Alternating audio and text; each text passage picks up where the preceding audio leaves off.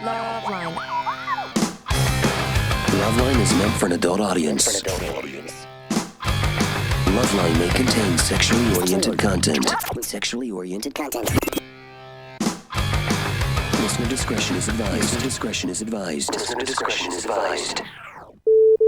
This is LoveLine. LoveLine. With Adam Carolla and Dr. Drew. Hey, everybody, it's LoveLine. I'm Adam. That's Dr. Drew. Phone number 1-800-LOVE-191. Dr. Drew, board-certified physician. Yeah, everybody. Boston, the band Boston was going to be in here tonight, which I was looking forward to because grew up a big Boston fan. Yeah. But they missed their flight. And is it a they or a he? It's a he. Yeah. Well, I think when he goes out on stage, it becomes a they, but maybe in the recording studio it's a he. I don't know the whole thing. I don't know the whole story, but he missed his flight, and Boston will not be in the house. So we'll have to get along without Boston. Did you watch the debates? No. That's good radio. I know. I did not watch the debates. I was reading about it online, and I could not believe I missed them. You see the debates, buddy? Some of it, yes. Oh, really? Yes. What'd you learn? I'll tell you what he learned. I don't know. What I read, it was the usual platitudes. He told me what he learned. He actually, Chris just watches the commercials when he watches boring stuff. And he learned that Jack has brought back the 99-cent taco, too. That's what he told me. And he, by the way, said he's for it. Oh, for the taco? For the taco. Nice. He's going to get his vote. Oh, I see. That's what he told me. You know what I think? There's all the rules and regulations and all that crap. By the way, first off, it's crazy. If you go back, I was looking at some old footage of old debates. They're on folding chairs with a TV table in between them. There was a time, by the way, when no one knew what to do because TV was new. Yes. And so it's like, we're having a debate. We're going to put it on TV. Well, hang a sheet up, put a fern there, and to get out some folding chairs. Well, it was basically radio. It was radio with pictures. It was radio, and we could see what the person looked like, essentially doing radio. Yeah. There was that. I was looking at the best of stuff. There was Bernard Shaw when he was doing the commentator. Oh, yeah. The moderator, yeah. Yeah. He was good. Moderator, yeah. So, oh boy, was he good. He first off, he looks like one of the Black Thunderbirds. And he looks like Captain America. What's the new movie that? Matt and Trey's movie. Yeah, he looks like super marionation is what's powering his joints. Yeah, big eyebrows. I swear to Christ, the guy looks like he's made of clay. And black guys don't go south that way too often, but when they do, they crush. So his first question, I was watching his best if people forgot about it. I was watching over Kimmel's. His first question to Dukakis, who's against the death penalty, right out of the gate. And I'm no hyperbole here, no exaggeration. He's like, Mr. Dukakis, if Kitty Dukakis was raped and killed, would you be for that? Yeah. Really? You got to work the rape in? Can't you say killed, huh? Right. Talking death penalty. Well, I'm not against it. Oh, he raped her. And by the way, it doesn't always have to be raped and killed. It can be raped. No, it can be killed and raped. It can be killed and raped. Killed and raped. That's my thing. That's my order. That's the direction I go. I'm like I'm like the Hebrew. I read right to left. Yes. You know what I'm saying? Yes, you must have the cold flesh. So that was fantastic. And then of course there's all the famous stuff where Nixon and Kennedy, and Nixon didn't want to wear makeup and all this stuff. And Kennedy, one thing I learned about, it looks graceful, Drew, and you do it this way too. And I actually, I made fun of you for many years because Drew crosses his legs like a chick. Oh yeah. Which is he places one knee directly on top of the other knee, which is, if you have genitalia, can be difficult. And for me, unless you go for the fruit bowl. Nice. But don't you have to reach down and pull the horn of plenty up? Or it can go... It goes in? Yeah. Oh, goes down. Yeah. It tucks. Yeah. Oh, no, Drew. Oh, yeah. No. I find it difficult just from I'm not that limber, your hips but don't I have to sort of work a little bit. I know, my hips are crazy. Look at this. You know what it feels like? Oh, my God. Look at that. What? Oh, my God. Drew's blowing himself. Oh, my God. Oh, my God. Drew, I didn't mean can't believe you showed me that. I got to believe you didn't want me to talk about it on the radio that way. Lax hips. Lax hips. Yeah. So anyway, Kennedy crosses his legs like a chick, or like Drew, who crosses his legs Very lady like a chick. Yeah. Here's what I think they ought to do with these debates. So there are all kinds of rules and regulations. Who did the moderating tonight? Larry King or no? Jim Lehrer. Jim Lehrer did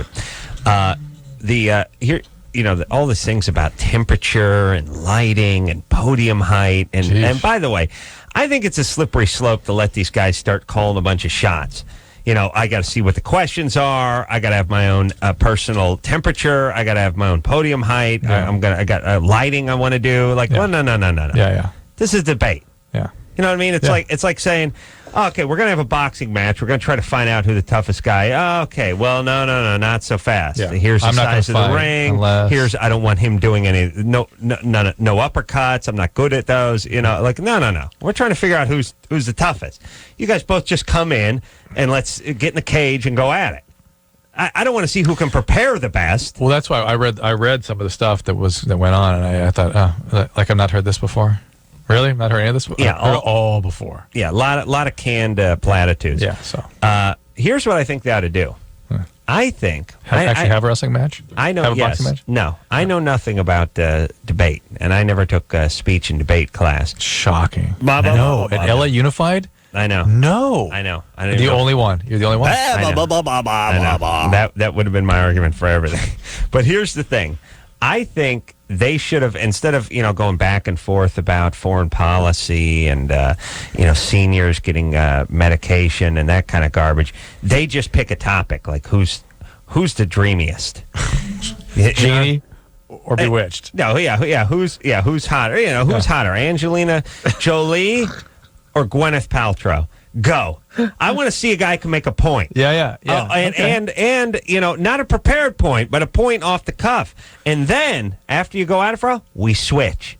You have to take the other opinion. You've made the big argument for Angelina Jolie. Now basically, by the way, how they do it in debating competitions. And Isn't that's that? the kind of thing, yeah. Well, it makes sense. Like, if you're a great debater, you should be able to argue this side and that side. But in today's world, great debaters are funny. Oh, really? Yeah. Sense of humor. So that doesn't factor into this crew very well. No. Not a goddamn joke between the two of them. Was there a smile? Oh, my God. Yeah. George W. got a couple I've laughs. seen more animated jack-o'-lanterns. I mean, it's just not a puss, not a crack, not a raised eyebrow. George got a couple of laughs. Oh, did he? Yeah, he got a couple chuckles. So, Anderson, you have an opinion about the debate? Yeah, I enjoyed watching it because it's really fun to watch George get stumble, and he'll just get stuck for like a good 8 count, and he can't think of what to say, and it's uncomfortable, and I get nervous for the guy, but then it starts getting funny again. Do you know that people, when they study sociologically, people, if I understand this literature right, they prefer to see somebody stumble and struggle and sort of pull for them than to have somebody who's completely polished. Oh, really? Yeah. But there's got to be a limit. Neither one was polished, so they kept referring to Osama as Saddam and back and forth. That's awesome. Yeah, that was constantly, and then Bush just goes like, I disagree with my opponent. We pulled our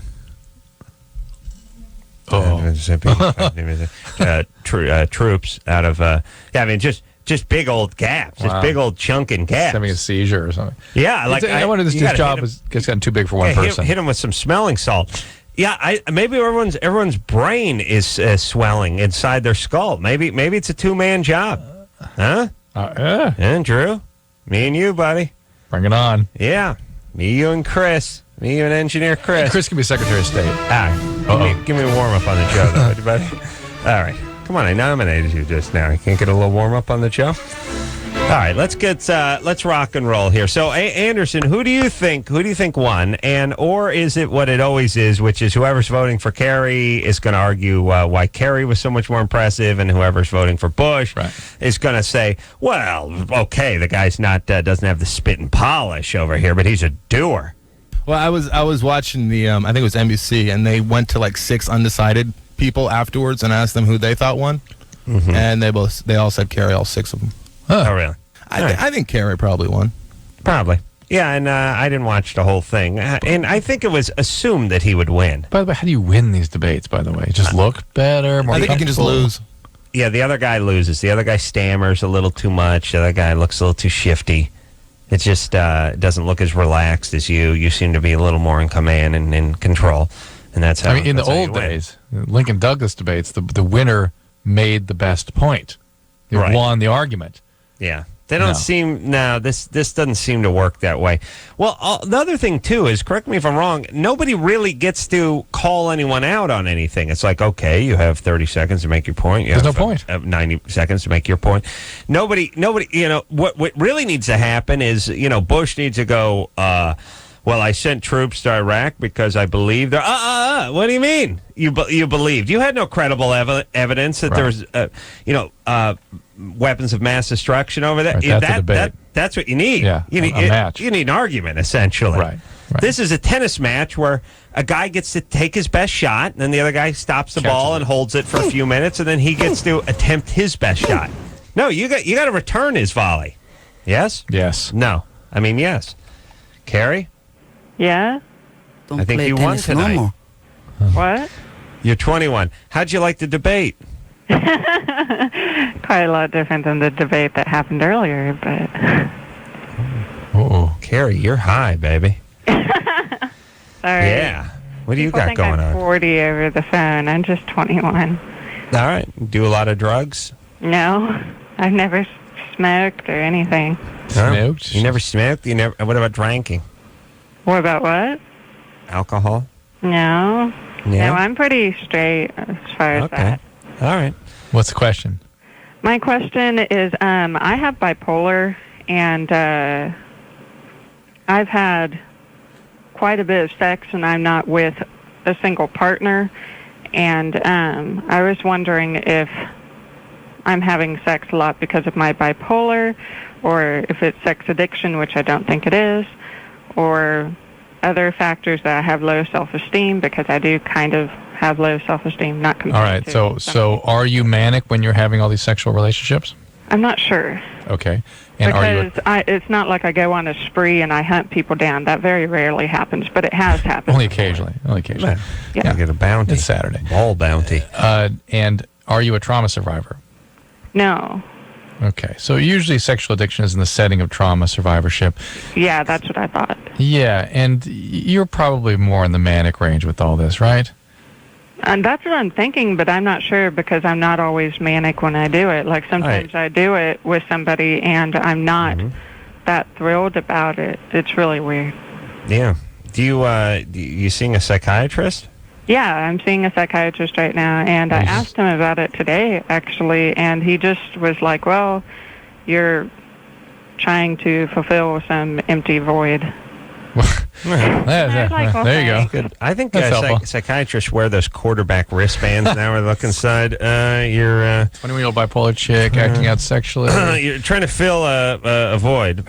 You're blaming. Stop blaming. Stop blaming your parents. Take care of like a robot. Yeah, I'd like I'd like one of those quarterback cheat sheets for life. Yeah, just life. Algorithm. Guy cuts you off. You take a look. Hey, douchebag. Look down at the thing. It's good. There's male, there's female. Right. You know what I mean? And then there are ones that work both ways. Oh. A-hole might be like a unisex one. It's a little more dude. Douchebag's a guy. Douchebag's a guy, ironically. Strangely. Yeah. Eerily. Okay. I don't know what's up with Carrie. Carrie, there's more here than meets the eye, and maybe you have some character logic, some emotional, some character problems in addition to your bipolarity. Because these post-traumatic stress disorder, borderline, and bipolar do tend to kind of go together. And people with borderline disorders do act out sexually an awful lot. It's just a way of thinking about it is a means to try to regulate your feelings. As your doctor said, filling the void. Well, it's a way of sort of just trying to feel okay. And sex is something that our culture people use that way. Robert? Yeah. You're 18? Yeah. What's up? What's up? All right. Well, I'm very tired of Robert. Let's talk to Emily. I'll get back with you, Robert. I just don't totally believe him. Emily? Yep. You're 21? Yep. You have regular sex with your boyfriend that can only orgasm through anal. Uh-huh. Wow. Uh-huh. All righty. And how often do you engage in the anal sex? Not very often. Mm-hmm. And that's where you find your orgasm. Yeah. That's the only time. Well, and by myself, and when he's down there. Orally. During oral sex. Yeah. Oh. All right. Well, What was God's plan? I don't know what God's plan was. What, for the anal? You'd only have orgasm with anal sex with this young lady. I don't think God had an anal plan. He clearly wired her up that way. Well, here's the thing about God. Once in a while, one gets away. You know what I mean? You ever see those fishing shows? Big net comes up, pulls all the tuna on board, and then one goes flopping out and sort of falls off onto the deck, and people aren't paying attention to it. That's the anal. That's the anal fish. Anal Emily. Anal fish. Nice. That's a great song.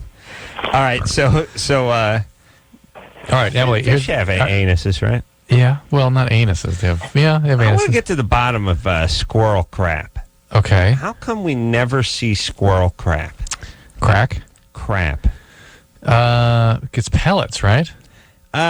You know what? Nobody knows, my friend. Well, here we have squirrels and rabbits in our backyard, and my dogs roll in it. They dig their nose into it, matter? and then they roll on it. That's got to be the rabbit crap, though. It's clearly the rabbit crap, and the squirrel wouldn't be mixed in there. Here's all I'm saying. I'm just saying this about a squirrel. There are millions of squirrels. I run over 5 on the way to work every day. I got them all over my property. No poo. They're up in the tree all the time. No crap on you? Bird crap everywhere. Yes. Bird crap. I got sunglasses with bird crap on it. I have flatware with bird crap on it. Nice. I've, decorative knives. I open up the case. It's velvet lined. There's a big bird turd in there.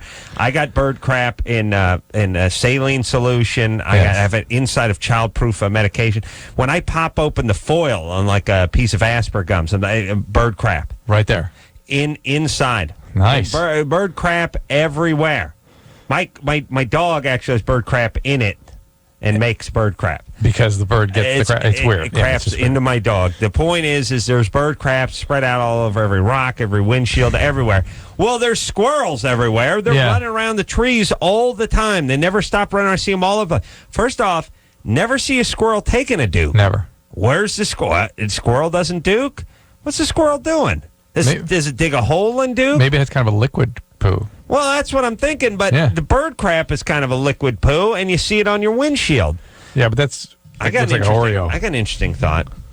Maybe the squirrel poo and the bird poo looks the same. It's the same. Same thing. And what we... What we think is bird poo.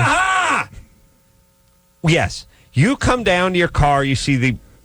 You call. Yes, it looks like it. Yes, and you curse the birds. You say, "Oh, there must have been a bird on a branch above my car."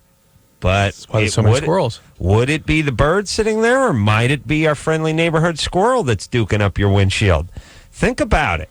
But when do you ever see a squirrel taking a duke? You see them running all over the place. You don't really see birds taking craps either. Not really. You don't notice it because they just sort of... I know, because they don't have to like pump their wing or do anything differently. They just go. They're not like people. No people, weird sound. Yeah. No, guy you would know. If he flew by and took a crap in your car, you would be you'd see the sports page flapping in the wind, belt jingling around the ankles. I'm just saying, who has seen a squirrel take a duke? We're looking for that caller. I want to talk to that man or woman tonight. Maybe a zoologist or a zookeeper or something out there. And yes, they are, they're vermin. Pet shop owner. And all vermin comes out like pellets, pretty much, right? Yeah. Oh, yeah. Like the rats and the rabbits and mice, stuff. rats, rabbits, all the vermin family, yes. Yeah. And it all comes out in the same little pellet. Yeah. Where's the squirrel crap? Maybe the rat crap was squirrel crap. Maybe the things we think are rat crap are actually squirrel crap. I know, but then... Do you ever see a rat take a crap? Those, rats... Never see them do anything, though. No, they run and crap, and they do it under the cloak of darkness. All right, look, somebody tell us if they've seen a squirrel taking a crap and what it looks like. That's all. That's all I want to know. And then, do they take a whiz? Or see a squirrel whiz? They must. What about all the squirrels in the road when you're driving and they get hit with the lights and they freak out and they run? No crap, no whiz. Perfect time. You're going to get run over. Crap yourself. Time to evacuate. No. Good point. All right. Nobody's seen it. Speaking of that, Emily? Thank you, Emily, for triggering that discussion. Yeah. I've actually seen squirrel crap. Oh, you have? Uh-huh. Where? I was at school, and it was running up the tree, and I walked over to it because I was like, oh, it's a cute squirrel. And then just this little brown rat-looking pellet dropped out from underneath it. And I only assumed that was it. So it dropped a pellet? Yeah. So underneath it? So it duked out a pellet like a rabbit. Yeah, like a rabbit. A cat pellet? Is that what you said? I think she's A rat. R-A-T. Rat pellet. Rat pellet. distracted. Okay, Emily, here's the deal. Are you multi-orgasmic? Sometimes. Just during the anal? Well, when I jack off too. Right. Do girls jack off? I don't know. It makes me very uncomfortable to hear I her get the say that. heebie-jeebies whenever the girls go like jack off, or when they go, guy was giving me great head. So he's like, don't call it head. Come on. That's weird now. Oh. You know what I mean? I don't know. Call it something, but I don't like that. I don't like when the chicks do the head. And I don't But anyway, like we got to analyze this straight. The jack off thing. Yeah. I mean, the jacking implies a certain motion, right? It really does. If Yeah. anyone's ever seen a bottle jack, they know there's a jack. There's an up and down movement associated or with even it. a scissor jack, And I or think- even a floor jack. And I believe that or a jackhammer. No. Well, Yeah. okay. All right. I believe that's the reference. So The jackhammer. but no, that the jacking is Yeah. I'm going to look this up during the break. Hey, as far as Please do, as Drew. head goes, guys, Yeah. that used to really piss me off too, and I was confused. But then it occurred to me that like it's the giver's head that they're talking about, right? I mean, not the head of the penis, but the head of the person. Right, that's the in head your and the crotch. Right. Yeah, Oh. I know. Genius. I know. He may Diabolical genius. listen. Anderson may be right. Even so, it gives me the willies. It doesn't. Yeah. I don't like to hear about chicks getting head. No. It sounds it's too weird. crass. There's something wrong Yeah, with it. yeah. Yes. All right. So point is, You know what? That's an area that's sort of already kind of scary and confusing, and needs to be approached with great delicacy and caution. Yeah. Giving head sounds. No, it needs something more appetizing. Like Yeah. he gave me a flanning Yeah. or a pudding lick or something like that. You know what I mean? It's nice when you can, because the head part it's tough enough territory down there. Yeah. Okay. Right. All right. But we're not done with her, are we? No, we're not. Emily? Yep. Do you have a Sorry, question? Yeah, I was wondering if that's normal or like, I mean, does that happen to everybody? No, it does not happen to everybody. A lot of people don't like it at all. I have found that women that are able to orgasm with anal sex generally are those that are already sort of multi-orgasmic. Mm-hmm. And for whatever reason, it sounds like you need a lot of stimulation in order to orgasm. And that leads me to believe that maybe, again, you might be sort of a trauma survivor. Somebody physically abused you or something growing up, hit you? When I was little, like I got spanked and stuff. A lot or just Not a lot, no. not a lot? Well, it might have something to do with that. Might not. Maybe it's just how you're wired. But that tends to be part of the picture. All right. Well, good times, though, you know. Okay. It takes all kinds. It's a business. Don't kid yourself. You're fine. All right, you're fine. That's just you. That's how you are. Stop questioning. I don't know why, listen, women, and this is those crappy magazines that Drew gets angry at you for reading, but everyone wants to question everything with regarding their sexuality. However you're wired up, that's how you're wired up. That's you. Well, it's That's like, fine. it's like the same as your body weight and body style and all kind of stuff. That's just you. Yeah. You're cool. All right, we'll take ourselves a little break. When we come back, we're going to talk to Eve, who's attracted to 15. She's 15. She's attracted to 30 and 40-year-old guys. But No? Go back to- no. I'm just saying. You know what? We talk to these chicks that like they're attracted to these guys, and then once we ring them out, it's like, oh well, I just talked to some guys once. You know what I mean? I want them to have stuff. You know what I'm saying? Yeah. Eve, Story. Eve, Yeah. you're 15. Yeah. Have you ever had what is the oldest person you've ever had a physical encounter with? 39. 39. That's it. All right, we'll see what that is. That's See what good. that is. See, Drew? Yeah. Good radio there. Good, yeah. She was about to say no to you asking if you had sex. You're going to ruin the break. We'll take although I may have just done it. We'll talk to Eve, 15. Had a physical encounter, and it's all creepy because the guy's 39. I don't care what base they got. More than to. 2.5 times her age. Yeah. We'll take a quick break. Wait a minute. Yeah, more than 2.5 times. Crazy. We'll be right back after this. Thank you for calling LoveLine. Your call will be answered in the order it seems interesting. Call LoveLine. Call 1-800-LOVE-191. LoveLine is brought to you by the new movie Alfie.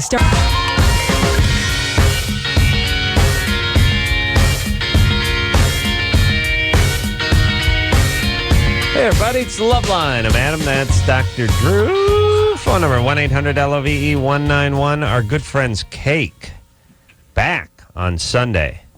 Not seen the Cakesters for, well, Year? they were in here about a year ago. Year. But then it was a long time before they were in before that. Yeah. And that leaves the impression they haven't seen them in a long time.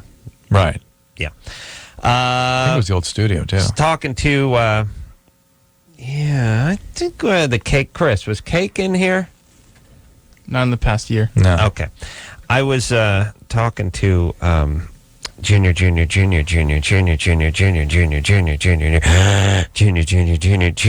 producer Lauren during the break about winning the football pool out here at the mother station, KROQ. Took some skill. Yeah, 15 people entered, and or was it 30 people that entered? $5 a piece. She won $150. She told me her strategy, which is going online and figuring out which uniforms were the prettiest. And this is why you cannot gamble. You understand, everybody? Yeah. Do you understand that we're mocked this way?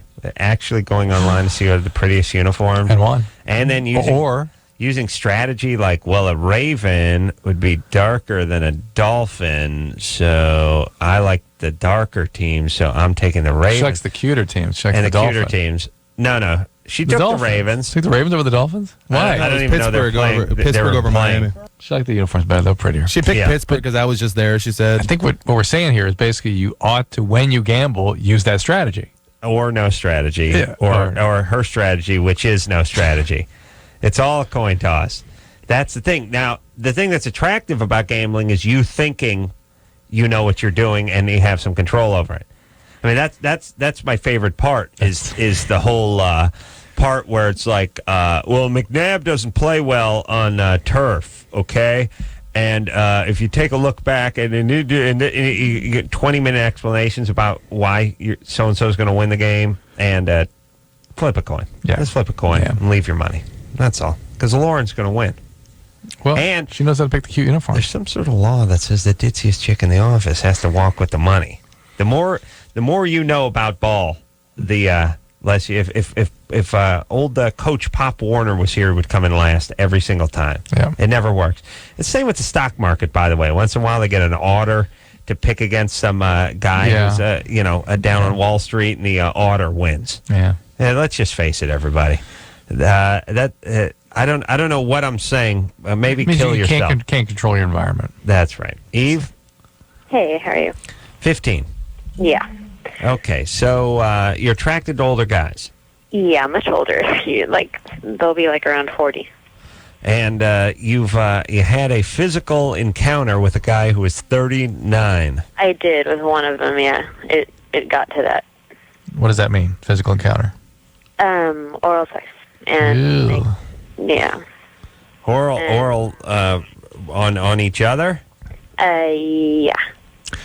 Report that guy to the police. She's in Culver City. Okay. Yeah. And by this, she's not going to do it, but let me say this. I don't know why there's something even creepier and more diabolical about a 39-year-old that performs the oral on the 15-year-old. Oh, well, okay. I actually didn't mean to say that. I did oral on him, and he didn't do oral on me, but he, fingered me and stuff like that. Yeah. Okay. Oh, I feel much better about it now. Much better. Sir Walter Raleigh. Yeah, oh my gosh. Fantastic. Damn, over this weekend. All right, so, and then who was this guy? Where'd you meet him? Well, he was a friend of, my stepdad, and they kind of met somewhere, and then he started hanging out with me, kind of just as, an older brother, and my parents knew, and it was just, he'd take me to, at the concert or something, just, oh, my God. And then we kind of flirted a lot, and then one day we were at his house, and we were flirting all the time, but it was always oh, God, this is forbidden, are you joking? And then one day he just kind of kissed me, and it kind of went from there. Mm-hmm. Is he, were you doing drugs with him or something? No, not at all. It was always I knew that he felt that way, but I never thought he would actually act on it. And then one day he did. I was like, oh my God. And at first I was like, no, we can't. What do you, we really can't. And he was like, oh, it's fine. First of all, it's sort of the beauty of guys. It's oh. Yeah. Well, and by the way, listen, parents, you can't let your hot 15-year-olds hang out with your 30-something. But it just proves to me that guys are capable of it. Women should not be surprised by anything men do. Why are you surprised? Yeah. They're capable of anything. No. All right. All right, and how come you didn't have sex with him? Well, I don't know. We just didn't go there, and Did you stop him from doing that? No, he didn't push that at all. He just didn't go that way. Yeah. Oh, by the way, hold on. Let me explain something. The BJ is the great diverter of sexual momentum. Oh, absolutely. It's like, not for you, Drew, because you're a man of exquisite passion, that the BJ, which is normally like a tank obstacle, like what was on the beaches of Normandy for me. Like, as I'm going to give it to you. Oh. Yeah. Oh, okay. All right, let's get you back in those jeans. Drop you off. Get you back home. What do they call those turrets in the beach in Normandy? Pillbox. Pillbox. Okay. Yeah, but not Drew. Drew plow right through a saying. BJ. Plow right through that BJ and get to the good stuff. A guy. This is what happened though. The guy was diverted by the BJ. Yeah. Well, that may have been the best. That may be what he wants though too. I mean, some guys just want that. Yeah. And that's what stops. And this guy, who knows what this guy's into? You know what I mean? Right. All right. 50-year-old all right. blowjob. All right. Oh my God. Eve. Yeah. All right. We don't like this guy. He's a criminal. Okay. Okay. Do you see him anymore? Yeah, I do, and I don't really know what to do. Here, I got an idea. Tell your stepdad. Oh, he's out of the picture now. Tell your mom. Oh, okay. Well, she's not gonna. How often do you see this guy? How often do you see him? Maybe once every 2 weeks. Why? He comes over to visit? Yeah, he comes over, and nobody thinks that there's anything going on. I know. Does he want more physical contact when he comes over? Sometimes when we go back, yeah, like, he doesn't always push it, but sometimes it doesn't go there at all, and then sometimes it does. Like, it's always different, and I'm kind of scared to tell somebody because I think, I don't know. Well, look, he belongs in jail. Here's the thing. He's a criminal, and you're a victim. Yeah. And you've done nothing wrong, even though I know you feel like you're 15 going on 50. And right. You feel like you caused this thing to happen. Forced into anything. Yeah. But you're still, in the eyes of the law, you're a child and minor, and you're not culpable for this. Okay? All right. And then secondly, what's the big rush? I mean, is there something I don't know. going on? Like, people say, why don't you just go for guys like your own age? But I'm never attracted. I'm always the guys I've been. Well, but we're asking what set this up. I'm saying okay, that too. But just forget about guys for 10 minutes. Yeah. Why do you have to prove your worth with how men view you? Why not just do something at school and make some friends? Well, I totally agree with that advice. I want to stand back from it and play devil's advocate for a second. Okay. No, it's just for Adam, Eve, a second. But you know how women and men at that age are motivated differently. Yes. And women seem to need to get from men some sort of reinforcement and some sort of attention and sense of themselves in the eyes of the guy. Yes. A guy is equally as driven, maybe differently driven, but powerfully driven just to have sex with these girls. Right. To tell the girl to just, don't be, stay away from guys. The same thing as saying that to a guy at that age, which was like telling them to, roping them up. I know it's a powerful impulse, but I mean, there are women, and plenty of them, who are able to compartmentalize their lives. Like, they got their studies and they got their family. You make a point, which is women are better able to do healthy things than men, just generally. They do. Once they make an effort at it. It's like they're more limber, and their mind's a little more limber, and they're able. Women are the ones who say, by the way, when you're both 16 and you're trying to get it on a Sunday night, they're the one who goes, "No, I have to study. No, you can't come over." But that's the sex part. Once they already get the attention, they're not so interested in that. Right. To cut them off from the attention from the male. I'm just saying that many women who did not get attention from their daddies, who have absentee fathers, look at all men as their father, society as their father, and their hobby, their vocation, their avocation, their muse, everything is about who's attracted to them. Yeah. And here's what they do. Their life becomes about going to school and shaking their ass, not shaking a book. Then they go home and they go shopping. Then they sit around with their friends and they push their cuticles around and they try on more clothes and they try on more makeup and then they read some magazines to get some tips on sex and how to please your man and how to flatten your abs. And then they go back out and attract more men, and it becomes an entire lifestyle. Yes. You have essentially a 15-year-old prostitute living under your roof, which is her entire life revolves around career, seduction, and being attractive to men. Yeah, you're right. Guys don't do that. Guys go play football, then they go get laid, then they go home and work on their model airplane, and then they do it all over again. You know what I'm saying? Yeah, that's right. All right. I mean, I was thinking about the male chimpanzees who engage in very aggressive physical expressions in front of females. Right. That's what the guys are doing. Yeah. All right. So Eve has to. Eve, no more with this guy. Okay. That's it with him. Okay. And you really should turn the guy in, but I'll leave that up to you because I know it's a tougher decision than I can make for you on the radio. And take some time, like Adam's saying. Just no guys. You're smart, Eve. I can hear that you're mature, and you're smart. You're not a dummy. Why don't you focus on school a little bit? Focus on your friends a little bit. Go to college. Lots of older guys at college. Oh, professors galore. And then Adam, yeah. So I just wanted to let you know what you were saying about the dad thing. I can totally relate to that. It's like everyone's dad kind of thing, but some of them are more sexual. It's kind of weird, but Well, you know what's interesting is the one that would be most abandoning would be the most sexual to you, because those things that are highly traumatic in childhood or terrorizing become the sources of attraction in adulthood. All right. Or adolescence. Let's talk to Melissa, who's 23. Melissa? Hi. What's up, baby doll? I had a question about somas. Soma? Mm-hmm. Yep. We talked about this last night. I wanted Is that to the know muscle about, relaxer? Yeah. What's that? Yeah, the muscle relaxer. Yeah. I wanted to know if there were any serious long-term effects if I use them recreationally. It causes pretty bad addiction. We've been seeing a lot more of that lately, and the withdrawal from Soma is horrendous. Oh, really? Yeah. It's converted to a medication that used to be called Miltown or Mepробamate, and that's converted by your liver into that. So basically you're taking the Miltown. And the withdrawal causes intense agitation, sleeplessness, and a disorder in your limbs where you want to like punch and move all the time. It's extremely uncomfortable. It lasts about 2 weeks. I've had very few people actually make it completely through that withdrawal. All right. So don't take the Soma unless you need it. But look, Drew, please, you chime in and tell me your story. I'll tell you mine. Yeah. I don't think I took a prescription drug before the age of 33.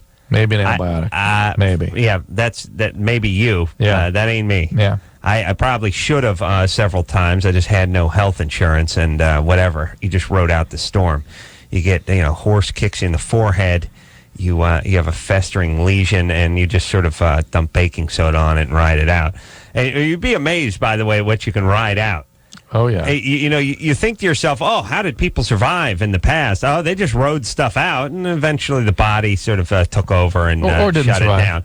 Or they didn't survive. But I managed to make it through, 30 years of life without taking so much as an aspirin. But you're a heavyweight, though. I am a heavyweight. Yeah. But all I'm saying is I'm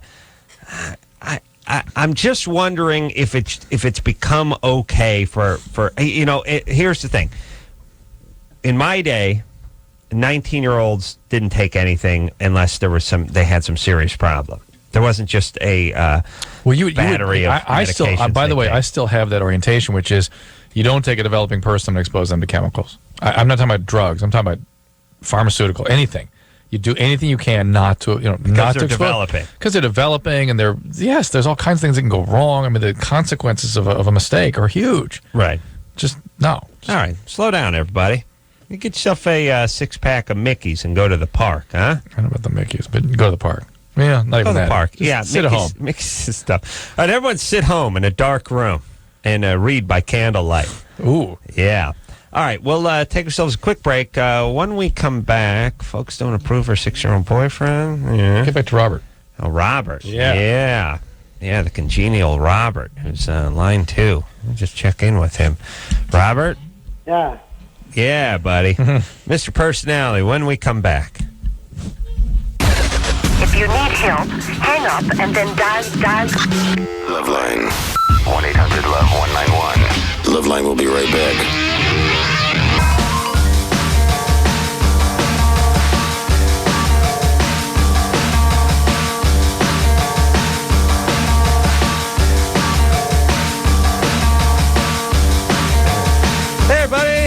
LoveLine, I'm Adam. That's Dr. Drew. 1-800-LOVE-191. Let me tell you, it's a nice feeling, Drew? That was a great feeling. My oven doesn't work. That's a great feeling. No, I'll tell you the great feeling is. The great feeling is it's an oven that's it's a Viking oven. It's expensive. It's way more than everything combined that my family's ever bought is less than this oven. Way more in the cars. Everything. Combined for life. Food, everything. Okay, here's my point. Bought the thing a year ago. Make it 13 months ago. Had it sit around in the box in my house while I was building it for a year. Then install the thing, work once, now it doesn't work. Call the company. Guess what? Guess how long the warranty was? 12 months. It was a year. Oh. Yeah. Oh, you bought it in 2003 in August. Yeah, it sat in the box unopened for that time, and then we put it in, and it didn't work. Well, warranty's expired. Oh. That's a nice feeling, isn't it? Oh. That's great, huh? Oh, yeah. Man, pay a guy to come out and fix it. Yeah, there's only a year-long warranty. Oh, fantastic. Robert? Yeah, I'm here. Takes all kinds. All right, buddy, so you want to know, is it okay to watch porn with your girlfriend? Well, no, the thing is that, like, I watch it, but she don't like me watching it. It's kind of bothers her. I don't know why this does. Like, what the hell, you know? She says she likes it too, but, like, I can't watch it because I watch other girls and they turn me on, you know? And she don't like the thought of other girls turning me on. It's funny. Right. Turning me on. You know? That bothers her. Yeah. Do you mind her being turned on by the guys in the porn? Well, yeah, a little bit. I mean, she says she likes it, but she doesn't watch it that much, you know? I think women like watching other women enjoying themselves in the porn more than any other aspect of the porn. I don't think you know what I mean? It's like the way they'll read the magazines and stuff, too. Yeah. Ooh, I like seeing them in the spas enjoying themselves. Because I don't think anyone could sit down and watch gay porn, and anyone could watch lesbian porn, but not gay porn. You know what I mean? Because hardly anyone could watch Speaking of Sir Walter Raleigh. Yeah. Hey, Robert. Yeah. I'm going to take you work in some sort of warehouse in some proximity of a forklift? No. What do you do? Junior college? Well, right now, I'm going to some Cerritos. Junior college? Yeah. Junior. Okay. I'm a freshman right now. Okay. Right now. And then next year, when you say right now, you'll be a sophomore. No, he'll be a freshman next year. And then you can blow the calendar pages ahead to 2035. Freshman. Yeah, we'll see what happens then. All right there, buddy. How many classes? How many classes you taking? Right now I'm taking like 2. 2? Yeah. You doubled Engineer Chris's workload. Right. Okay. Listen, Robert. Yeah. Don't get her pregnant. Please. Oh, no, not right now. Not right now. What are you doing? What are you doing to prevent that? Well, you see, she wants to wait till marriage. I'm like, all right, we'll wait till marriage. You know, I don't mind. No sex. No sex. No sex. Good. Oh, no sex. Just porn. Yeah. Terrible. Yeah. It's like crap sometimes, man. Seriously, it's horrible. Wow. He's going to go kill somebody. Animated. He's pent up. I have to, like, go on against me. Seriously, it's like this is how men get the motivation to go build a bridge or something. Yeah. This is it. So we've lost the edge because of this. Yeah. Because sex has become too easy for us. Yeah, we used to have pyramids and hanging gardens and Machu Picchu and all that kind of stuff. Yeah. It's all pent up sexual energy. Now that you can just go rent the DVD porn or buy a little SpectraVision, no more building. That's it. Here's how it works with guys. Guys are like, you know what? We can tunnel through the bed of the river and come up. All right. I'm not going to take a nap. I'm going to relax. I'll think about tunneling tomorrow. Hoover Dam, what? Concrete? Yeah, No. Okay, yeah, those were guys who weren't getting laid. Guys that get laid don't build them. They don't build That's stuff. our point. They do other stuff. It's just stuff that helps get them laid more, but they don't build. All right, so Robert, junior college, shocking. No. Okay, I'm glad she's not letting you have sex with her, but she's going to start, and then you can't get her pregnant. As far as the porno goes, she doesn't need to know everything. Right. It's I wouldn't get into watching it with her if it bothers her that you get aroused by this. It's normal that you masturbate and get aroused. Women often don't understand that that's a different experience for you than your sexuality with her. It's very kind of women's brains don't work like that, so it's hard for her to relate and understand. Shauna, Yes. 19. I'm so happy to be talking to you. We're delighted to have you on the show this evening. Well, thank Shauna, you. what's your question? I have hundreds, but you were just talking about a few minutes ago. What is the deal with young girls and older women, and is it really going on? And here Young I am. girls, I was married. young girls with older women. Older men. I mean, older men. I'm sorry. That's all right. Something else on my mind, obviously. No. All right. But I'm 19, and my husband will be 35 in November. Mm-hmm. And we got married in February. Mm-hmm. Oh, February. Yeah. Glad you know that. It's Pisces. I'll send you out something. Send you one of them big wooden salad bowls. Big tongs, big wooden tongs. Huge novelty wooden tongs. What the hell you done? I would beat the person that gave me that with the tongs and then put the bowl on their head and whack it with a hammer. Nobody gave me one of those. Okay, good. So, yes, you married an older man, and what about it? Well, I thought it would be great. You know, the love of my life, my best friend, buy me everything, give me everything. All right, hold on. Buy me everything, give me everything. Well, How does she translate from my best friend to buy me everything? Yeah, well, my best friend, all I do is buy and give. That's why he's my best friend. You're not going anywhere. Buy and That's give, so give and funny. buy. All right, let's take Shauna's like a throwback wife. Yeah. You know what I mean? Like, Yes. buy me this and get me that. Or maybe she's just from another part of the world where that stuff still flies. Interesting. Take a quick break. We'll get back with Shauna and her 35-year-old husband after this. Okay, so I know there's nothing wrong with me. So what's up? So I was like you, and I used to think that these Datelines were totally cheesy. Why can't I meet anybody? But I tried everything else and thought, what the hell? So I called the Dateline and actually met a cool guy. I called the Dateline and I hooked up with some cool people. Believe it or not, other normal people are out there looking too. 877-889-DATE. 1-800-LOVE-191. We'll be right back. This hour brought to you in part by Axe. Experience the Axe effect.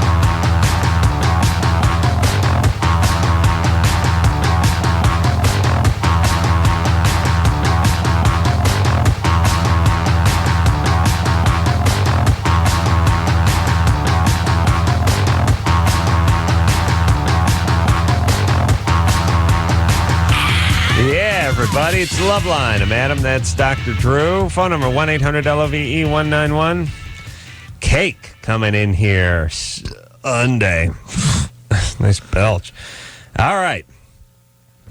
Had some serious asparagus whiz tonight. Oh, I did too. Awesome. I thought that was me.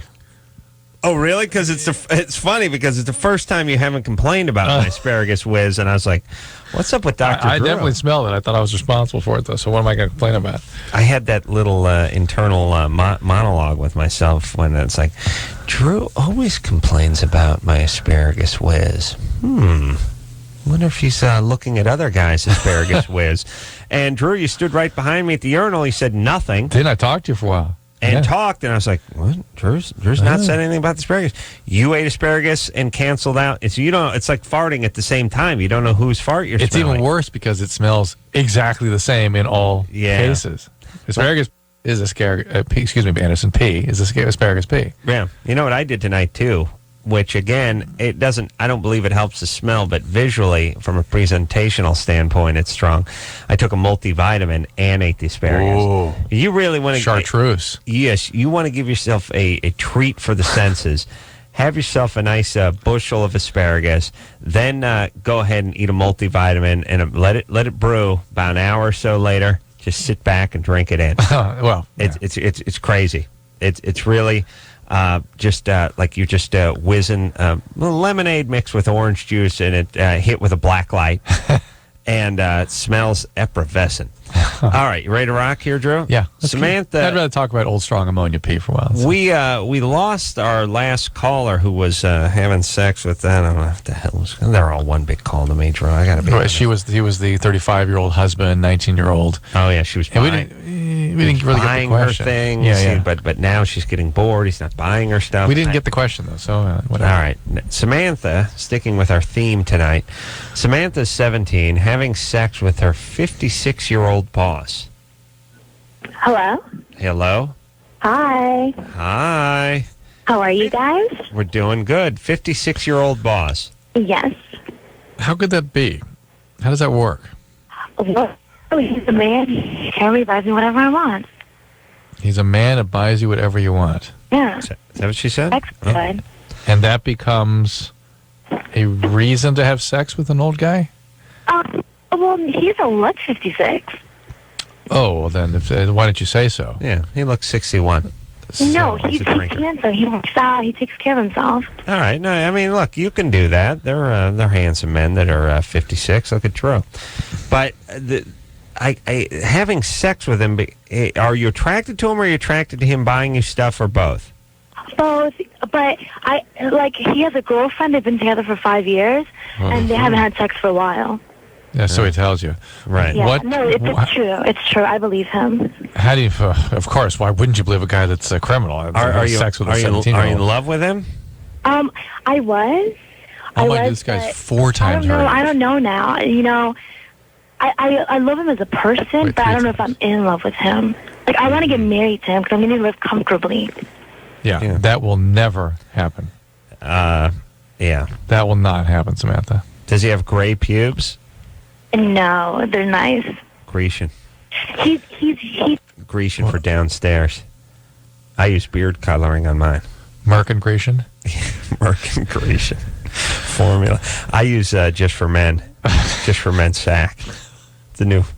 If you look at the cup first, you think you're looking at a beard. Be fair, but it says look closely. just for the man's sack. Just for the man's sack. Yeah. Just for men. That's right. You know, you can always tell those beard coloring commercials because there's like a hot chick at a bar, and a guy who comes up is prematurely gray because the guy's like 38, but he has a full white beard, looks like the album Santa cover Claus. from Kansas, you know. And it's like, huh? Why is that guy's beard so white and chalky looking? It's like, I use beard color. Oh, it's one of those commercials. Whenever you can guess what the commercial's for before, it's bad production, by the way. Right. By the way, then he puts a little dye in his beard. Same hot chick into him now. That's chicks. Chicks, you change your beard color, chicks all over you, yeah? Once again, if you sort of put it in a man's perspective, what would make a man switch from off to on? Yep. Yeah, something All right. like that. Samantha. Yes. What, so do you work for him? Yeah, I'm his secretary. Well, I'm his personal assistant. Ooh. What kind of... Is he on the radio? Is who? No, you didn't get a new person. Not me, is it? No. How many, how often do you have sex? Once a week, because his girlfriend's on the weekends. What kind of business is this guy in? It's a limousine company. Oh, that's great. Oh. You know, it's a class move. The guy who has a limousine company that parks the 6 limousines at his house. Yeah, they're all littered all over the street and up the driveway. No, he's the owner of the company. Yeah, I know. They still sometimes the guys who own the companies have the limos parked there. I don't know what it is about the transportation business, Drew. I don't know what it's about the guys who drive the pickup trucks, the town cars, the limo guys. What is it about limo car guys who have limo companies that just makes them the scum of the earth? What is that? I know they're scum of the earth. There's something about transportation, and let me just say this for a second. When was it decided that all things transportation had to just be the lowest common denominator human beings involved with this? The guys who work at the parking garage, the guys who do the valet parking, the guys at the car wash, the guys at the limo drivers, the dispatchers, the tow truck guys, everyone in the tow truck drivers, taxi cab guys. Everyone in the tow truck industry is a criminal who's on the take. And then forget about the impound lot. That's essentially or the junkyards. Junkyards, the pick apart places, the pick your part places. What the guys just sell the alarms and the stereos for the car, the tinting body places, guys. the body places. Who decided that all things automobile had to just be run by sort of corrupt foreigners, angry, vengeful, spiteful foreigners, and then the white guys are angry too. Who decided this? Every guy used car lots, everything car. Except 1% of the guys are like ultra 1%. respectable professionals 1%. with a British accent. 1%. Right? 1% is crazy professional. You don't see them out here. Wearing white jumpsuits with a tie, the guys you see in Britain. Everything, but everything that has to do with an automobile but everybody in else, Southern California, every gas station is what is that? Owned by some horrible human being who's angry at the world. What is that? And by the way, it's all a different kind of thing. The guys who own the gas stations are just angry. Just give everyone the stink eye through the 4 inches of Lexan. The limo guys, that's a different. That's a that's a dicey guy. He's a fast-talking salesman. Reeks of smells. Reeks of Aqua Velva. Wears a little too much. A little too much. Yeah, a little too much jewelry. What is it? What is it with that guy? Used car guys are bad. Car salesmen are horrible. I think all men are bad. That's what it boils down to. All men who are attracted to automobiles are. I include myself. But I would say we're attracted to automobiles. I know, but we want nothing to do with selling them, fixing them, parking them, or towing them. And the towing guys. The parking guys aren't so bad. The parking guys are bad because they slide the goddamn seat up into the dashboard. I got to get a running start to get into my car. I had to grease myself with lard, strip down to my underpants, and dive into my car because the seat is actually pressed against the steering wheel. I have to wedge myself in with a shoehorn to slide the seat back. And don't get me going on those valet guys and the guys at the car wash. But they make a valet guy over 5'5"? Does one exist? I would love to see like Vlade Divac just pull up one day, just 7-footer, hand him the keys. Take the seat, slide it all the way back through the back of past the differential, right out past the back bumper. I got no problem getting into a car when the seat's all the way back like that. Yeah. They slide the seat all the way up. You can't get in. You can't get in. And listen, all you valet retards out there, if you get in my car and you slide the effing seat all the way to the front, slide it back. But it's so difficult now. You have to push that number one button that resets the whole thing for you. I know, but believe me, this is my this is the Crimea River Corolla stuff. Oh, first class. You got complaints about the value? Yeah, because I paid for it. Oh, you got complaints about the value? No, I can't. I drive a small sports car. I can't physically get into the car with the seat all the way up. If people were disabusing you for talking about this valet thing, it's got to be your friends who don't like cars, all your questionably sexually oriented guys that don't like cars, because anybody else can relate strongly to what you're talking about. Let me explain the rule. Let me explain the first rule of doing FM talk radio or any kind of radio. Don't let anyone think you ever have a penny. Right. Constantly cry poor. That's all you do, or any kind of talk show. Because they can relate. They can relate. Yeah, if you're Letterman, say this thing's too expensive, even though you make $30 million a year. That's all you got to do.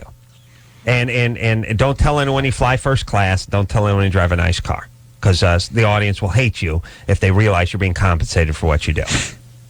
Kiss my ass, Samantha. Yes. Sorry, baby doll. So this 56-year-old guy, what? It's okay. You got to vent sometime. Yeah, he owns a limo company. Mm-hmm. How do you think your dad would feel about this? You know, that's really weird because I was having this conversation with one of my guy friends, and he was telling me like, "Oh, think about how dad would feel." But I don't think I don't care.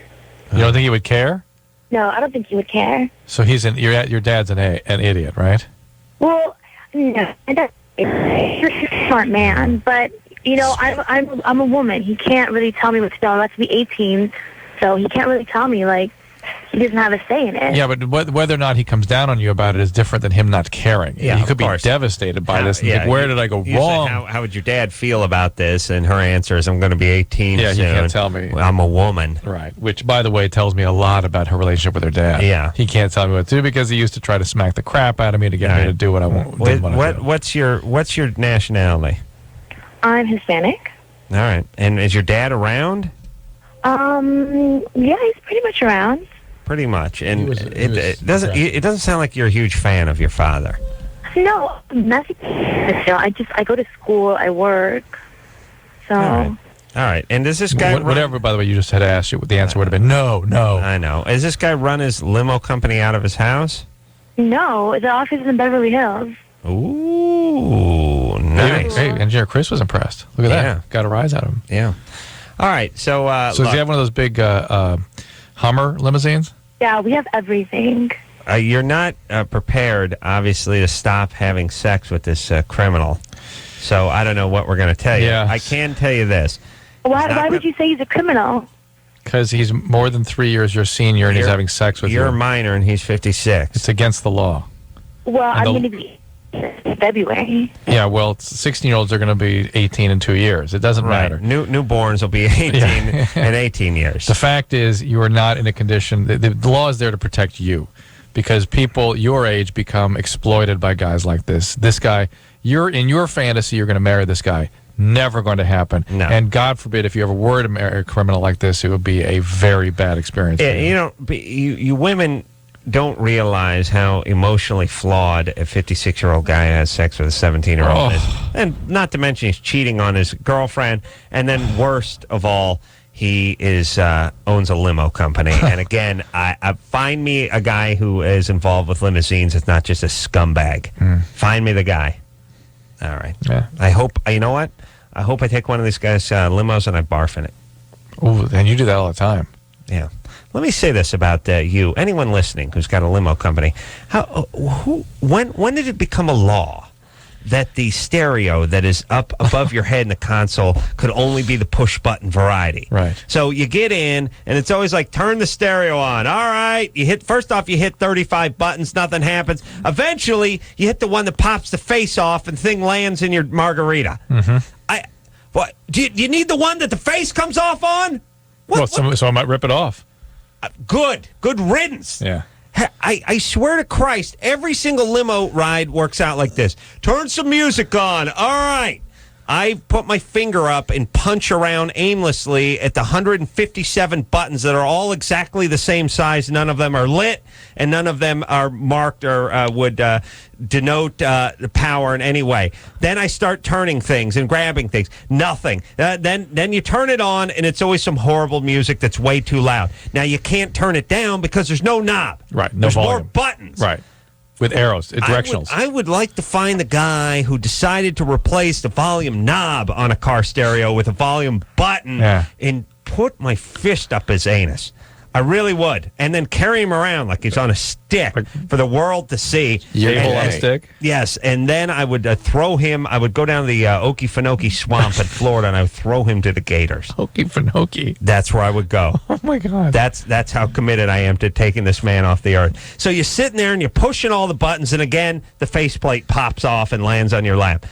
I'd like to make some rules. When I'm in charge, first off, stereos and limos will be where you can actually operate them. Yes. Not 6 feet above your head. You won't have to get on a guy's shoulders to try to find it. And it's always dark, by the way. And even if you turn all the lights on in the stereo, it's in the off. limo, it's that off. Weird cove up there that's perpetually black. Yeah. It's a black hole. Yeah. Time, space, everything disappears. And you put your hand in there, your hand is gone. It turns into a skeleton. It's a wormphole. It's in a Jurassic period. It's just your disembodied hand just floating around in a Jurassic period. And you pull it back, makes a sound as you pull it back. So the point is you just turn. There's nothing to turn. It's just push, push, push. People yelling, turn it down. I can't find. Pops off again. It's a horrible feeling just even to think about it. You know what I'm talking about, right? Exactly. Has it ever had one with a knob? Never. What is that? Never one with a face that you can read, that light, or with lettering that you can read, or an on button that says on. Yes. Or a radio button that says radio. How about just a lit button that's round? And how about we start putting them in the same place everywhere? Stereos, remotes, everything. Just let's come up with a place to put it and make it that way. But wasn't there a universal Geneva Convention that tuning knob on the left, volume thing on the left, right, or vice versa, and here's what it is. I need a knob. Yeah, I need a knob. Well, then here's the good news. You get a knob, it'll have a minus sign in front of the volume control that lets you know how loud the thing is. Well, here's the other. Okay, all right. Now we're on stereos, but let me just say this. Let me just explain something, kiddies. If you ever get a nice stereo, it doesn't go 0 to 10 on the volume. It goes minus 37 decibels. It's like comfortable listening. And then for me to really crank it up and break some windows in the house, minus 2. It's a Brody knob that just keeps turning and turning and turning, and you never know where you are. Right. And by the way, if you get into the plus on my stereo, if you get in like +5, ceiling collapses. Cops are showing up. They're rappelling down on helicopters, and night vision stuff. I mean, yes. Stuff starts. The chandelier falls from the ceiling at +5. So somehow -64. Oh yeah, makes sense. Sure, you would listen. You would watch a football game at say -64, and then if you're throwing a party, well, you're up at -28 to -21 range. Oh sure. That makes perfect sense. No, you just don't want to go 0 to 10. Yeah, I can't figure out that 9 is blaring and 3 is sort of easy listening. And let me say this, too, as long as I'm on stereos and no one else can figure this out, and I swear somebody back me up on this. How come the more expensive the stereo, the receiver unit. You could have a $4,000 unit that had, 7 million watts and surround sound and powered all the different speakers and stuff. The worst the reception. Zero reception on it. Can't think about it. Cannot get... I only listen to KROQ, but once in a while I like to check out Stern in the morning. Cannot get KLSX out here. AM's effed up. No, here's the thing. You get an $8 radio with paint spattered on it. You get everything. From the gay thrift store. And everything comes in perfectly. You get a $4,000 unit. Nothing will come in. Nothing but static. And go out and buy an antenna. Good luck. Have fun. I'm on my third antenna. Nothing. Doesn't work. You got to hook up the cable. Every goddamn stereo guy I talk to, I go, what's the deal? This costs $4,000. The other one costs $8. How come the $8 one works fine? How come the clock radio one up there? Never have an answer. Somebody give me an answer. And then here's the only answer. They can never come with an answer. But I swear to you, if you get a digital clock radio for $6 at the thrift store and put it right next to the $4,000 Marantz Super unit, the stereo night and day. The $6 one kicks its ass, AM, FM, all the way up and down the dial. Every time. And you can hook up antennas. You can put antennas on the roof. You get nothing. And then here's what, you want to know the only answer I've ever heard? The only answer is, there's all the other electrical equipment in there. Oh, there's a VCR that's not on. There's a DVD player. By the way, you put your little $6 radio right by all the electrical equipment, don't you? Yes. What about the stereo in your car?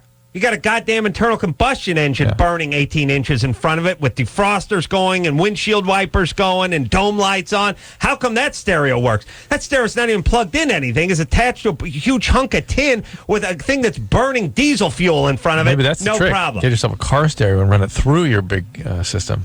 Can't get stereo reception going on year 9. Year 9 of a guy who loves listening to talk radio, cannot come in, does not work, no antennas work, $4,000 worth stereo. Oh, but don't worry, the volume goes down to minus 96 decibels and up to plus 31 decibels. Minus. Do we need minus? Am I listening to minus sound? Do I owe sound? Is that what's going on? I owe audible sound? That's what's going on. Yes. Oh, yes, sure. Anyone would know. Easy, comfortable living at minus 13. Oh. Hate that. Yes, it's made to annoy, and I think it's one of those things that's done that they do because it's like, oh well, it's $4,000. It can't be the to same make it as cool. The one that's $200. Well, you've got to be an audiophile. You must be a connoisseur of the sound. You never know where you are. You turn the thing on, just says +2. You have no idea where you are. All right, let's go. Let's simplify. Let's break it down, everybody. Let's go. I'm going nuts with the stereo thing. Okay, I like to listen to myself when I get home. I can't do it. Reception's too bad. I have to just talk to myself. I put a 5-gallon bucket on my head and I just keep talking. Oh, that must be it. I just put a bucket on my head and I just talk. Sometimes I use a trash can. Put a metal trash can on my head and I'll just go, just so I can hear me, because I can't hear me on the radio. Your wife must be such a happy woman. Yeah. I buy her stuff. All right, we're going to take a break. We'll be right back after this. LoveLine. We'll be right back. Please hold. LoveLine is brought to you by the new movie Alfie, starring Jude Law, in theaters everywhere, October 22nd.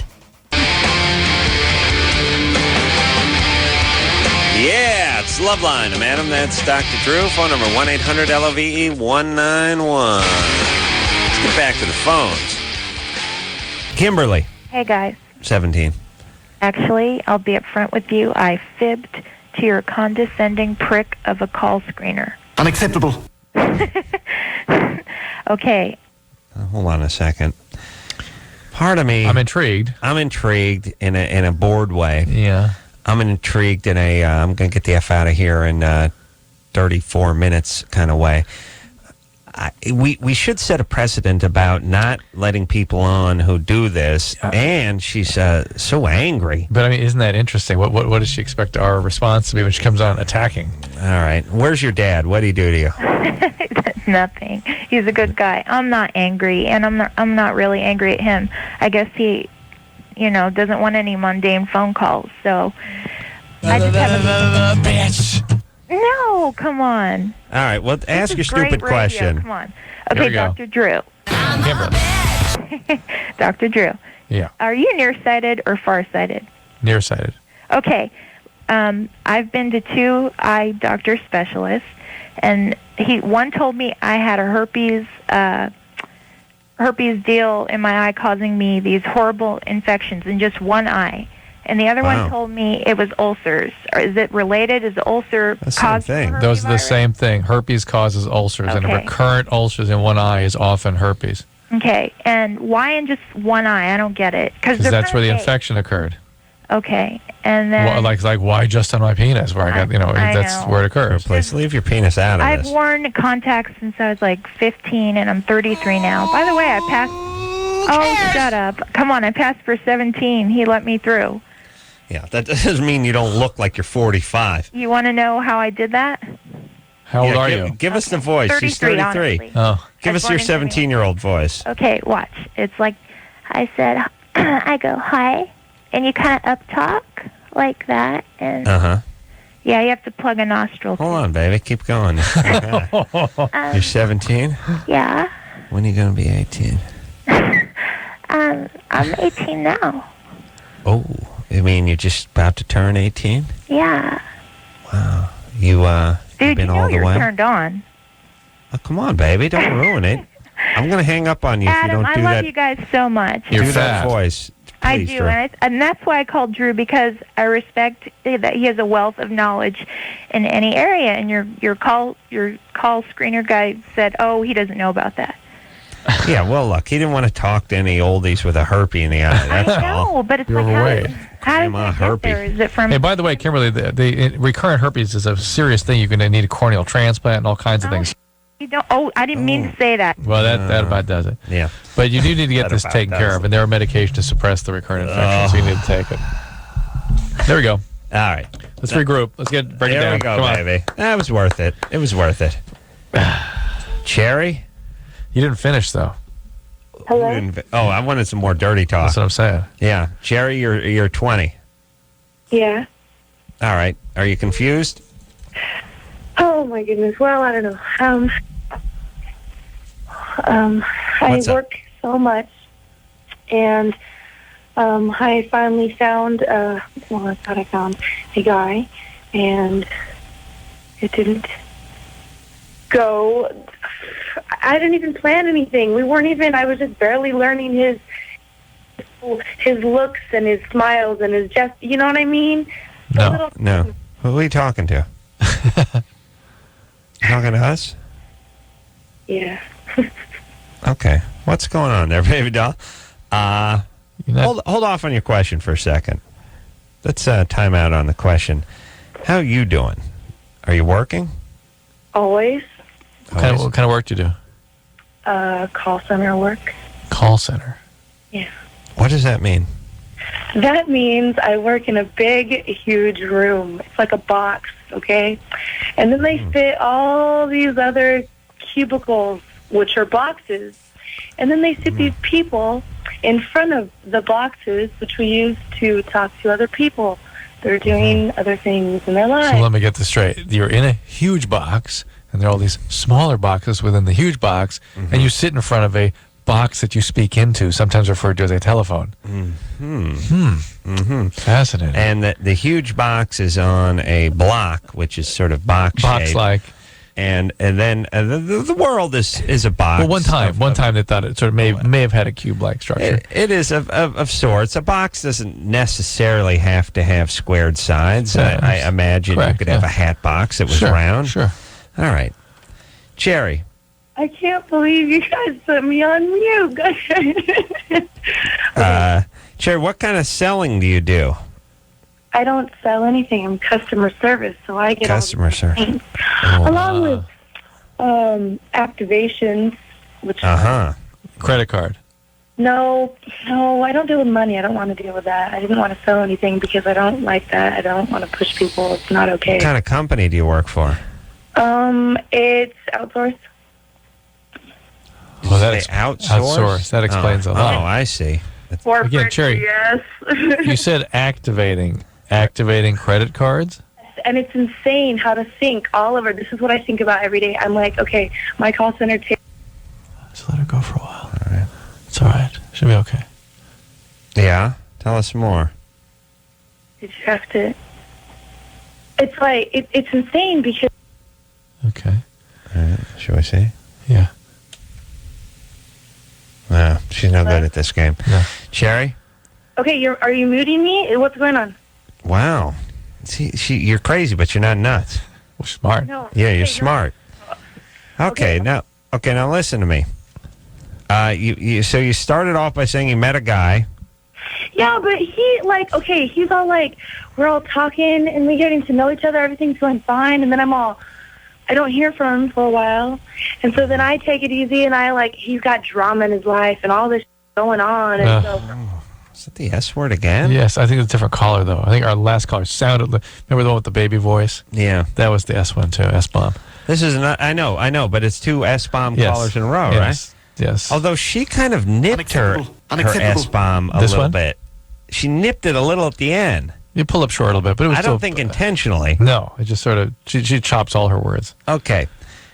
Cherry sounds nutty. Not stupid nutty. Smart and bipolar nutty. Smart and bipolar nutty. Yeah. She's bipolar calling from Portland. So I don't know.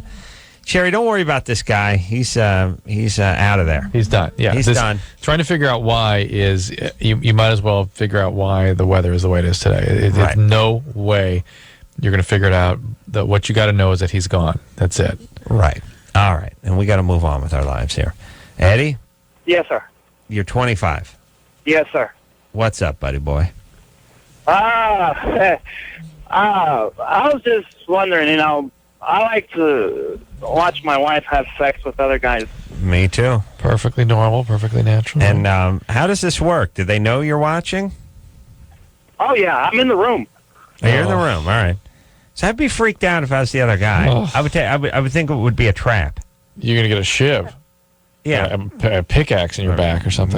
Maybe worse. Maybe worse than the special shiv. Shiv, the fleshy shiv in the backside. So where do you meet? Where do you find these guys? Pretty much over the internet. Mm-hmm. The internet. Here's taking notes. Mm-hmm. And then you meet the guy, and then he comes over to your house. Oh no! No, we usually meet for drinks or something, and if my wife likes them, we'll go from there. Mm-hmm. How many times have you done this? 3 times. What determines whether she likes him? If she likes them, she decides if she wants to sleep with him or not. Oh, okay. I see. Decides if she likes him, she decides if she likes him. That's what. Okay. All right. And what does she do? Does she stomp on your foot once if she likes a guy, and stomp on your boot twice if it's time to leave? No, she'll usually tell me. She's just if she likes them or if she wants to go with it, she'll just kind of tug at her left ear, and if she don't, she'll usually just tug at her right. No way. No way. Really, like Carol Burnett in a 3-way. Yeah, now, does she? No. Hold on a second. No way. All right. Now hold on. He's calling from Bakersfield. Yeah. So anything's possible. Anything's possible. Number one. Number two, one would have to work out some sort of code. Wait, they meet a guy on an internet who's interested in a threesome. They bring him over. They have a drink. They're going to violate his sensibilities if they decide not to go through with it? Listen, the people are very sensitive in that community, Drew. And all you got's your ego and your junk when you take it out. And you're wearing your heart on your sleeve. Your heart on... You're wearing your heart on your sleeve, and you're wearing your boner like a dorsal fin. And these guys don't take rejection very nicely. Some of them could get violent. All right, so they need some sort of high sign. All right, so they do the sign, and that sign. Here's what that sign means. And then they probably go into this. One more drink. You know what? Actually, I'm not feeling that great. We'll try to do it again. We'll give you a buzz. We got your number. It's like anything, I would imagine. But why did they just get right into that? Why do they need the high sign? I don't know, Eddie. But yes, sir. Because she's got to let him know. Now, why? Now, you say right ear is a go and left ear is abort? No, the right ear is abort. The left ear is go. Okay. All right. So he's not lying. And when it's abort, what do you do? We usually just, like you were saying, just usually tell them, you know what? I'll make my phone ring and just act like we got a phone call. We got to leave. You make your cell phone ring. Yes, sir. Oh, I'll go to okay. the bathroom and I'll just set the alarm, and my alarm sounds like it's ringing, and I'll your supposedly answer the phone. Phone. Oh, I gotta love that. It's a big buyer, big Asian client calling from Manila. We gotta talk business. There's a container ship. This is huge. You live in a trailer. You're wearing flip flops. And by the way, couldn't you just set the alarm no matter who it is, and just let the alarm ring and ignore it if you're into the guy? All right. All right. So Eddie. So now, how many guys has she done this with? 3. 3. Okay. 3. And how many guys have you turned away, by the way? 2. 2. 2 guys. Yeah. Now, could you tell there was something wrong with those guys? No, just they're either too obnoxious or they're not even saying a word. You know, when we're having a drink or something. Wasn't we usually want some of that's open-minded or Right. And is your wife attractive? Oh yeah. Very. All right. It's got to be good for them. And what do you do for a living, Eddie? I'm a truck driver. All right. And I was going to say, you're worried your wife's cheating on you when you're on those long hauls, but you're worried she's getting laid without you watching. Right. All right. And then what do? You masturbate? No, I usually just watch. You just watch? Yeah. And That's a normal thing that feels good, huh? And then wait a minute. And then when they're done, what do you do? I mean, what's in it for you? You're not even masturbating. Yeah, well, I mean, after everything, we have sex, and I don't know. I mean, that's what I'm trying to figure out. Why? Oh, you have sex with her afterward? Yes. What are you trying to figure out? Well, wait a minute. Wait a second. Any rules, by the way? Yes, there is. What are the rules? My wife, no anal sex, and my wife won't give any oral sex to them. No oral. Too intimate. No anal. Come on now. And take it easy on the high fives. Yeah. Yeah, I guess a little obnoxious. Hey, brother. No jumping during the high five. Yeah, you can do the standing and leaning high five, but you can't do the double jump high five where you hit in the middle and just pow like a guy's doing in the end zone. There has to be a sort of a baton passing, so you get to kind of. All right. Now, how do you know when it's time for you to step in? The guy finishes? Yeah. And now, is there any finishing rules? I would have a whole catalog of finishing rules. Stay away from the hair. Stay away from the comforter. I'm going to provide you with a graduated cylinder. You're to fill that, and then put a rubber band with some cellophane and how over do you it. prevent pregnancy and AIDS and STDs with these people you meet off the internet? Oh, they're clean. No, there's always a condom. Always a condom. Always a condom. All right, now, Drew, you're standing up. Yeah. Be prepared to hit the floor. Do you have children? Yes. Oh. Yeah. How many? How many? 2. 2. And don't you think that somehow, in some way, on some level, this is going to end up affecting them? I'm not talking about them seeing what's going on, just a mommy and daddy that think this is a great plan. Right. You know what I'm saying? I mean, that's what I don't know what to do, because, You can cut it out. You can just cut doing it. You can stop. You need to stop. It's fine. Just stop. Right. Let me explain something, Eddie. Yeah. Not so fast, Eddie. It's a little homage. A sportscaster used to be out here. Here's the deal. When it comes to your sexual proclivities, people think that whatever God blessed you or cursed you with, that's the direction you have to go. It's like, look, right. I like killing showgirls and humping them in a shallow grave in the desert, and what are you going to do? That's my thing. And we a little too cathartic. Oh, a little too close. Maybe revealing too much. Hey, you know what I'm saying. The point is, and we live in a society that just basically says, like, well, whatever look, if you're in a chicks, you're in a chicks, you're in a dudes, you're in a dudes, you're in a chicks and dudes at the same time, as if you have no control over it. Right. Look, we control everything. There's times when we feel like stealing or being unfair or robbing or killing, or, you're driving your car and you think, I want to just smash into this guy. No. You don't do it. Let's even take it a little more subtly and look at eating. Right. You could eat Oreos all day long. Yes. And the more Oreos you ate, the more likely you'd want Oreos. The more you'd be into it. You just, this is what I like, just Oreos. or you can stand back and enjoy some of the more subtle experiences that you eat. So there are the other more nourishing and diverse experiences that ultimately, if you hold off on the Oreos, much more satisfying. Yes. Much more. But when you're in those Oreo binges, yes, nothing like an Oreo. Now, you talking about when he brings home a black dude? Yeah. Okay. Yeah. Sometimes our metaphors get screwed up, and I don't know if you're actually talking about eating. No, I was pretty clear, wasn't I? I thought you were. Yeah. I thought Chris was confused, though. He thought you were talking about cookies. Okay. And then the double stuff takes on a whole new meaning, too, with the black guy. That's a totally different thing now, Drew. Okay, he said no anal. He said no. That was one of the rules. Feel free to not indulge your every sexual whim. Or whatever. You have 2 kids. You're trying to have a relationship. Not healthy. Not right. It destabilizes relationships. And not only the 2 uptight guys with the radio show. No, not healthy any way you slice it from any culture or any expert. I don't care how liberal you are.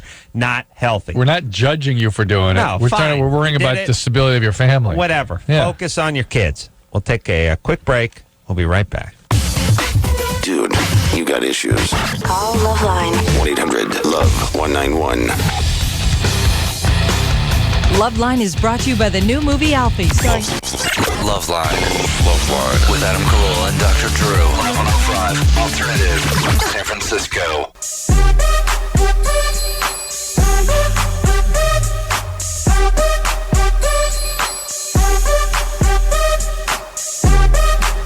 Hey, everybody, it's LoveLine. I'm Adam. That's Dr. Drew. Get back to the phones. Kate coming in here on Sunday. Robert. Yes. You're 30. Yes, sir. Your dad owns a strip club. Exactly. Well, father-in-law, actually. Mm-hmm. Father-in-law? Your wife's dad? My wife's dad, yes. Wow. Hey,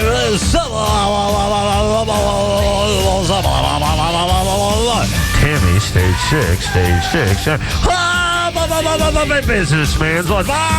Asians eat free. Asians eat free? Yeah. Trying to get the Asian clientele in there. Sure. Oh, my God. Sure. Actually, Adam, real quick, you'd appreciate this. A couple months ago, I had dinner with Minka, one of your favorite gals, I believe. Yeah, she's a delight. Number 1 Asian big boob queen. Yeah. Number 1. I like, Anderson, just play the one of her attempting to say number 1 Asian big boob queen. And number 1 Asian big boob queen. Queen. Play tennis no more. She's actually Korean, I think. Yes, but here's the thing about porn. They don't got time for all the different Asian cultures. No subtle. Yeah, no. No. And plus, when Ron Jeremy pulls out his Mushu pork and drops a load of duck sauce on there, it's lost. You understand? If it's Korean, there's no kimchi. You know what I'm saying? Yeah. It's got to stick. So she's Japanese. Yeah. Plus, Chinese with the mushu pork. Oh, that's right. Yeah, that's later right. on, it's the Fuji. Mount later Fuji. on, because she's Mount Fuji's and the other one, and then I think she's like the Dragon Queen. And okay, let me explain something about stupid people. I'm one of them. We don't really know the difference between Japanese and Chinese. But you've heard of Fuji, and you've heard of mushu pork. Right, but that's just everything's just sort of Japanese. Asian, it's just Japanese. Yeah. It's easier. Right. Mixing in all the other stuff doesn't work. Okay. All right. So Robert, I'm intrigued by Robert. You're married to a woman whose dad owns strip bars. Yes. What does your wife do? My wife, actually, she's a stay-at-home mom now, but she did work in the entertainment industry, but now she's at home with our child. And what do you do? I'm a television editor. How many strip clubs does a guy own? Just one up in Humboldt County, up in Eureka. It's beautiful out there. And why did you have dinner with Minka?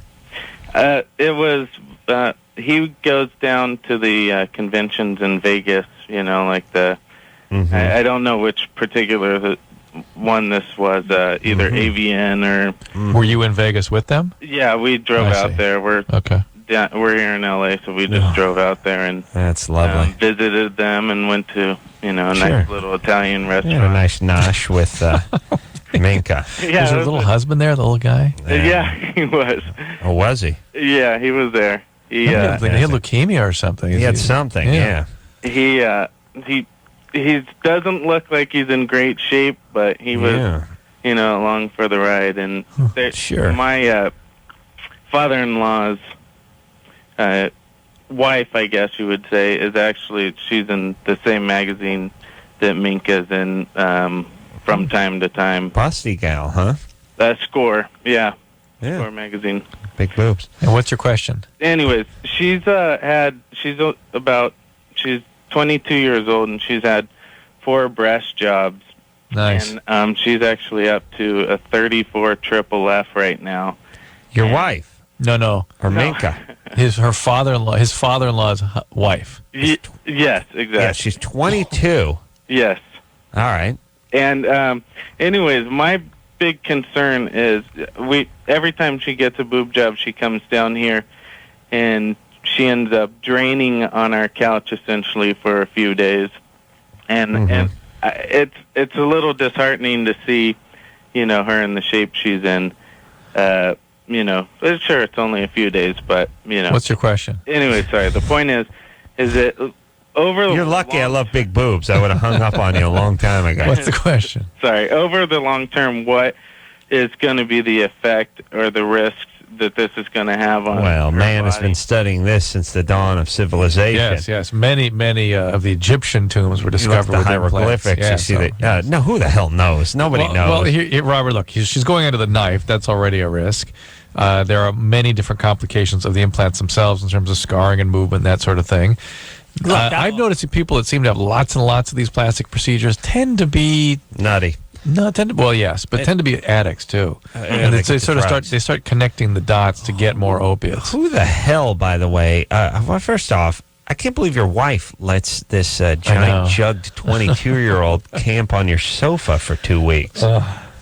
Yes. Yeah, it's I guess. And why not just she comes out here, she comes out to Los Angeles to get the surgery and then can't make it back to Humboldt? Yeah, well, you got to recoup for a couple of days. Oh man, and you must stick out like a sore thumb in Humboldt. Chicks in Humboldt, forget about boob jobs. They don't even shave their pits over there. It's a bunch of angry lesbians with the pits that dragging on the ground wearing the Birkenstocks. Big old busty broad with the fake eyelashes, and the kissing potion comes rolling into town. Jugs rubbing on the steering wheel. Yeah. Anyway, right. There are risks. What are you going to do?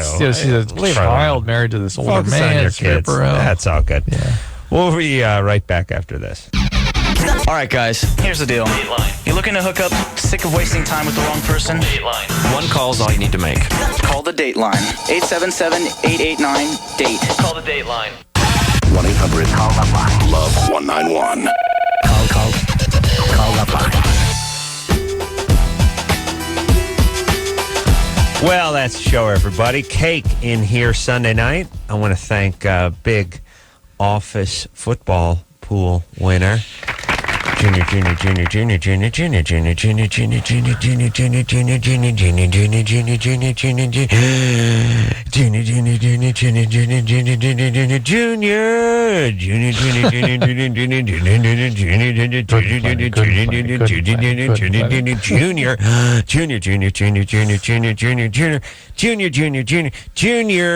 Lucky, Junior, Lucky, Jucky, Junior, Lucky, Junior, producer Lauren for doing a great job all week long. I want to thank Minor Junior in studio. No. He's in this heart of gold, this kid over here. Junior college.